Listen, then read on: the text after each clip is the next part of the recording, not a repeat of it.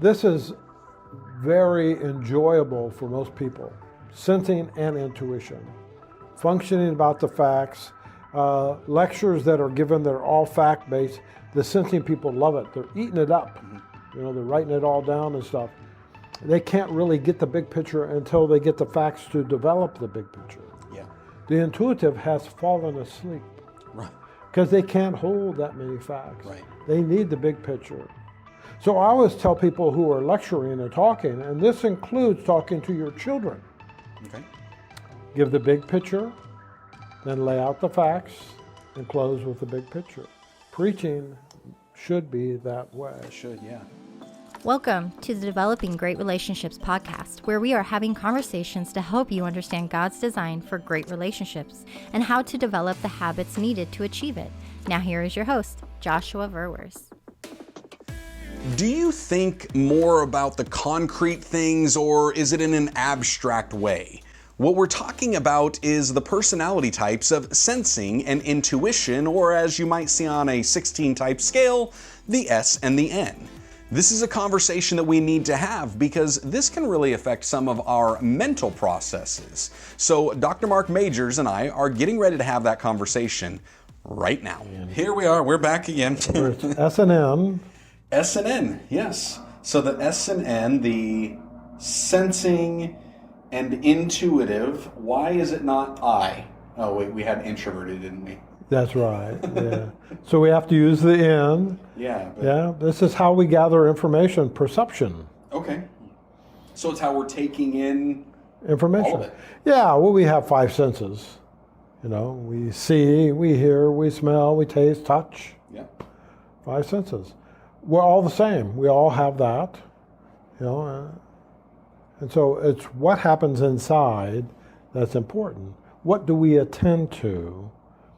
How is it processed? And for the sensing individual, the facts are the facts, just the facts, Jack. Joe Friday from Dragnet, you know, Right. just the facts, man. Yeah. You know, it's cut and dried, precise, precision. The facts are right there, the facts of what you perceive. Okay. For the intuitive, of course, they perceive the facts like everybody, but it instantly becomes the possibilities, what may be, what if.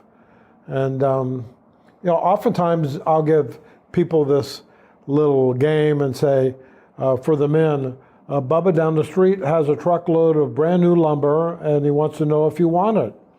And you say, yeah, and unbeknownst to you, Bubba backs up with a dump truck and drops the whole load right in your backyard, all tangled up in a pile. What do you do besides shoot Bubba first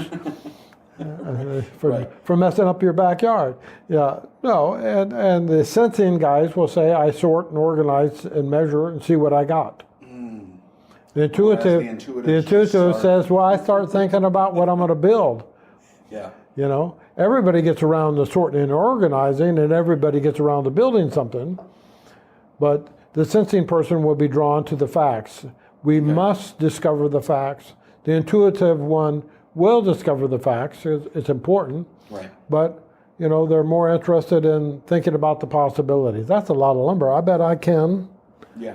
Maybe a modern kind of twist on that would be it's income tax time and you have been a good little boy, which means you're getting an income tax return, but you have not filed them, so you don't know how much. Has your wife already spent all of the money that you're not aware that you're getting back, or are we waiting? Mm-hmm. Yeah. That is good. Yeah, I can see myself doing more of the possibilities. Yeah. More of the intuiting.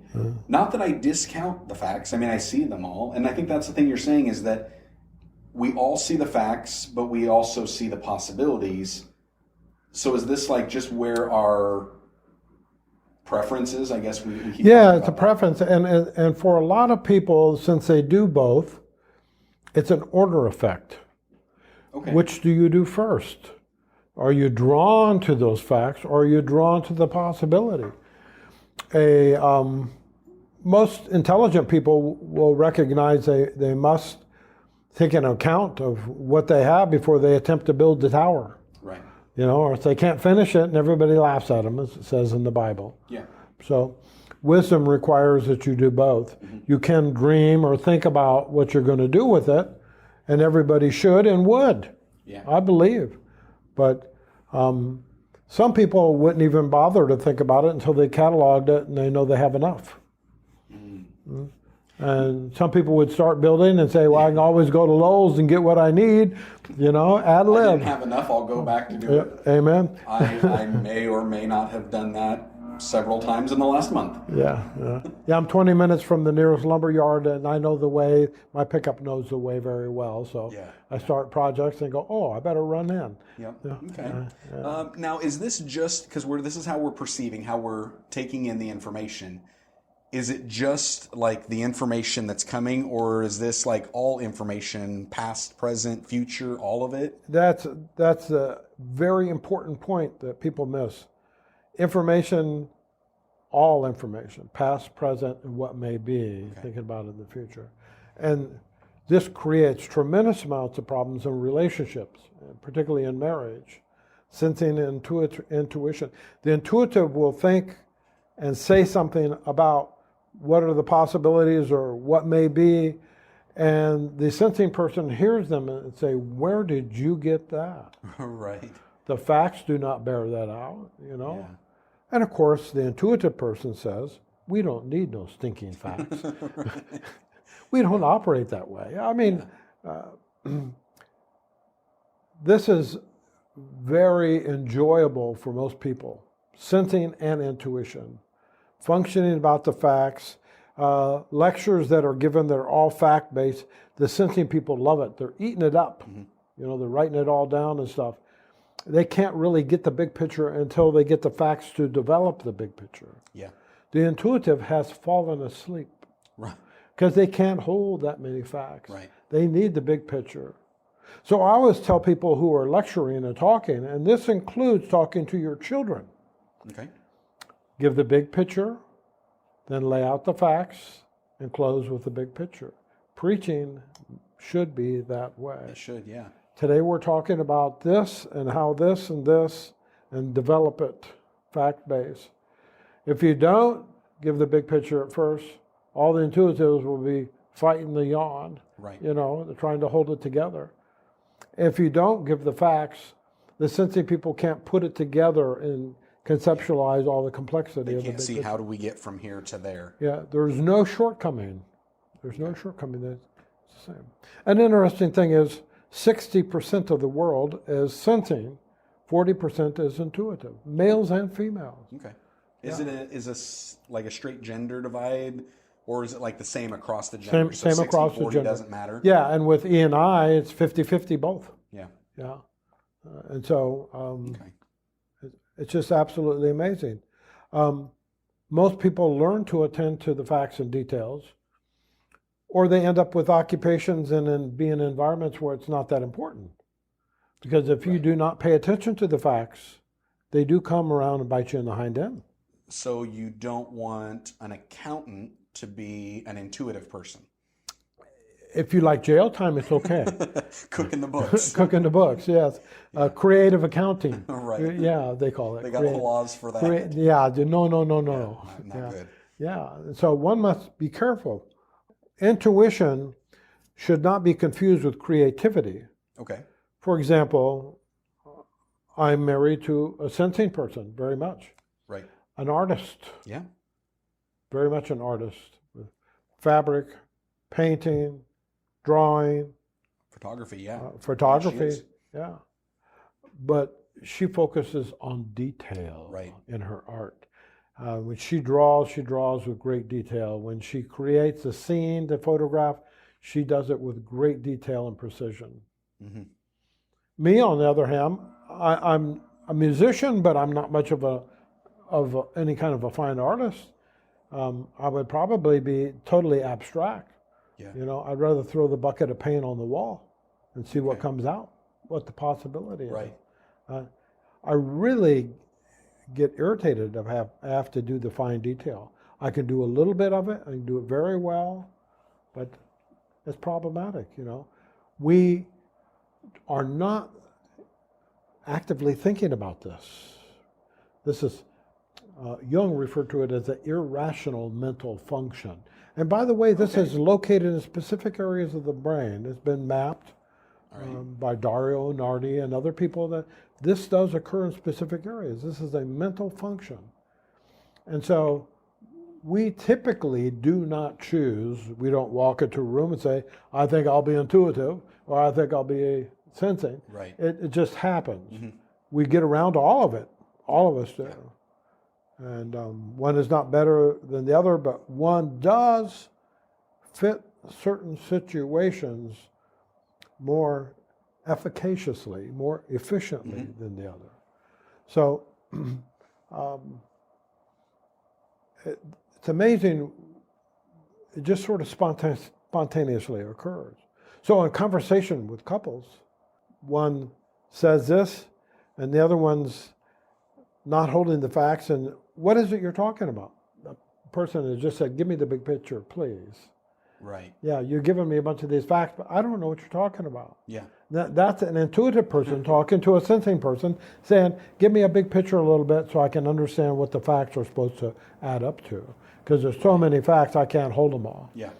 The opposite of that sensing person who would say, you know, what are you talking about? Where'd you get that? Where the facts don't bear that. An example, I did some work for a corporation, and they were getting ready to evolve. The secretary of the board called me because they're calling each other names and having fits. Okay. Not good for a major corporation. No, not good at all. Bad behavior. Yeah. Yeah. And so I didn't travel there. I had them put one of those space phones in the middle of the table, a gigantic thing. Yep. And they took my assessment ahead of time. Okay. And then I gave them feedback. And then I started to pronounce exactly what was going on with the group. You had one intuitive person, the president, wanting to innovate, change, see the possibilities, grow the corporation. The bean counters and the financial officer had both been in failed corporations who tried to innovate inappropriately, and they failed. They lost their shirt. So they're now hearing this man talk about possibilities and freaking out and calling him, you know, any kind of an idiot that you could think of. And so after I said this and talked with them about their fears and things, they decided to go ahead and evolve. They're now a major national organization that provides things for all of the Lowe's, Home Depot, Menards, and all that. Nice. Probably the largest one in the country because they went ahead and they innovated, but the financial officer and the bean counter kept the president on task. You do as much work as you can to prove that what you say will work out. Don't just throw it out. So it was worry using about it. both of those types. It was You using must the have the sensing. facts as much as you can. And when you predict the future, you can never have the facts, Right. except for in Revelations. You know, they're right there. Yeah. So you're trying to innovate and guess about what's going to happen in the future, and it is a hypothesis. You want as much information so that you can confirm as much of that hypothesis ahead of time. Yeah. So We're looking that, at the difference between concrete and abstract details. in some ways, that's very much true. Concrete and abstract are a couple of the words that I use in describing them. The sensing person really wants to do the tried and true. This is concrete. This is the way it's been done always. We don't need to change. And the intuitive says, we can find a better way. Right. You know, and then the sensing person starts to pull their hair out. Let's just get it done. But it's, Is it, so we get this term, I think a couple of them that I'm thinking of, just common idioms. One is, you can't see the forest for the trees. And that would be kind of the detail-oriented person, right? The sensing, where it's like you got so caught in the details that Trying to catalog all the trees in the forest just to say, what's a forest? Right, and you couldn't see the forest. But then the flip side of that, all of a sudden that thought just kind of... Well, the flip side would be, that's a forest. Well, what kind of trees are in it? Well, I don't know. Yeah. And that happens a lot in conversations. The example I give is a couple driving down the road. He's an intuitive, he's driving along. She's a sensing. He goes, wow, that was a weird barn. And she says, what was weird about it? Well, it's just really different. And she says, well, what was different about it? She's prying him, drilling him for details, Right. so she can understand what was strange about it. He didn't catch the details other than just to say that was weird. Yeah. And so there's a disagreement. She believes he's holding out on him. Give me the facts. I demand the facts.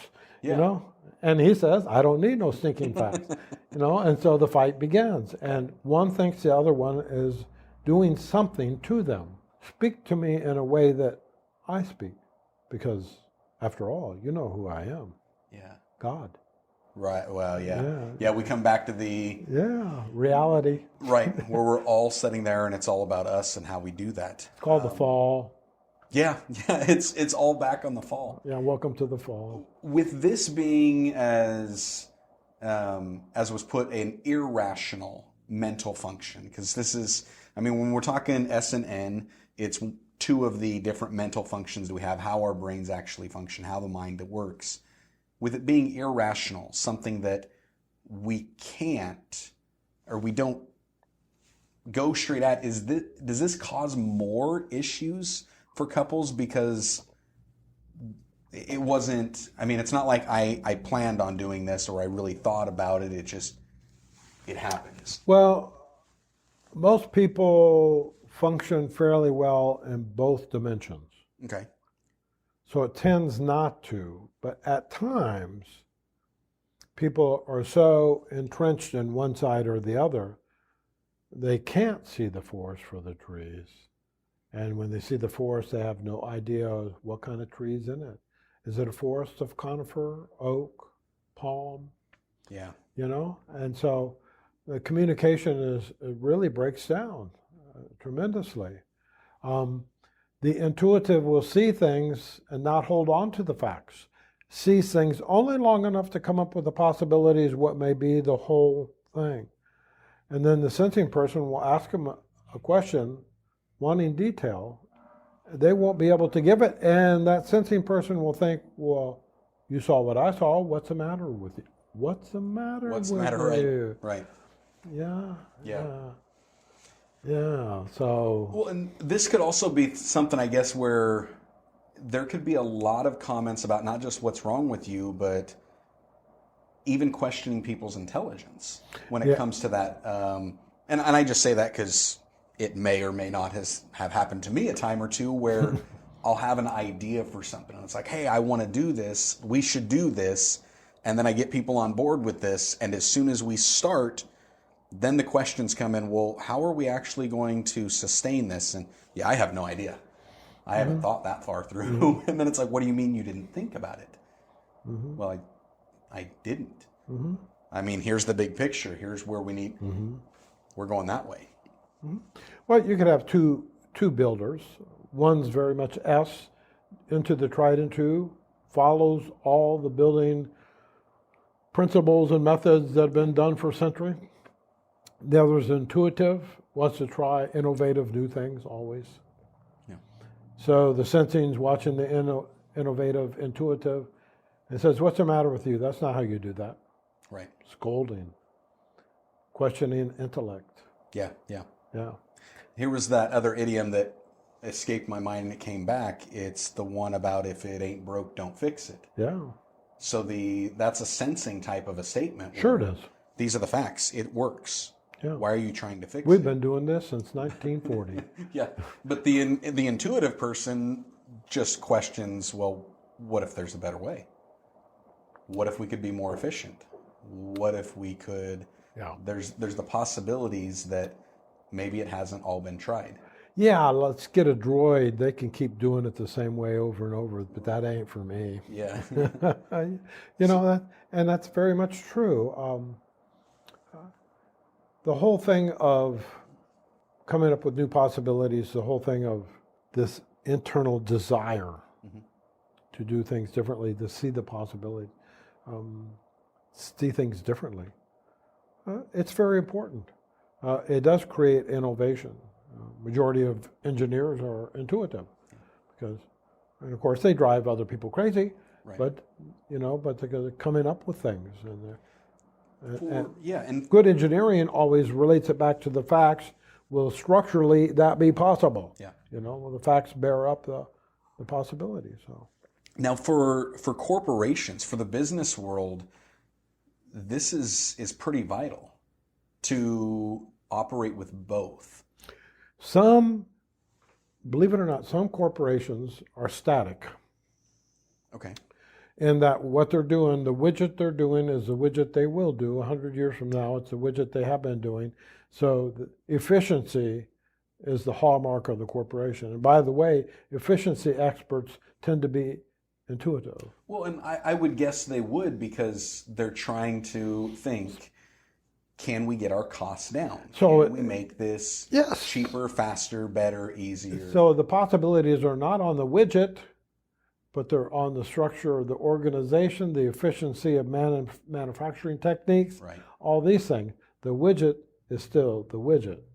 So in that sense, you don't need an intuitive on the board trying to make a different widget. Yeah. You know, the widget is a widget. But for most people, everything is evolving. You know, take electronics. Right. Smartphones. Yeah. You know, you need a ton of intuitives always trying to come up with a possibility. Right. You need a bunch of creative sensing types that can show you how that can be done. Yeah. You know, can get the act together. So both are very, very critical, but an intuitive without any sensing, you know, there's a problem. It's just being an airhead. Mm-hmm. Coming up with a possibility you can't substantiate with the facts, because they don't even know what the facts are. Yeah. You know, and a sensing person is stuck to repeat themselves, even if it's not working well, because they'll have trouble trying to innovate and alter things to make it work better. Yeah. You know? Not all, just people stuck that way, and so. And once again, two sensing parents looking at an innovative child, they'll think, "What's the matter with them? Where'd you come up with that? Right. What's wrong with you? Why are you doing it that way?" And once again, we're in with the same thing with the parent and child. Parent and child, yeah. Yeah, must love them and accept them that way and nurture that. Nurture both. Nurture intuitiveness and sensing, and find ways that they can understand both. That's a wonderful idea. Will you be able to do that? Go to the facts. Is there enough stuff here that you can do that? Let's see if we got enough stuff. That's good. Yeah. Man, there's a lot in here. I want us to unpack a little bit more on this, especially as we talk about the family dynamic and with the relationships. I also want to get into, as we've done in the past, the biblical aspects and the approach and what some of those traits are. But like normal, we have now run out of time. So we'll pick this up in the next episode. Okay. All right, I hope you enjoyed that episode. I hope you enjoyed looking at personality types and how that can really affect us in all of our relationships. If you did enjoy this episode, I would just encourage that you could share this with your friends, with your family, by using the social media links below. And until next time, we will just see you on the episode so we can all develop great relationships.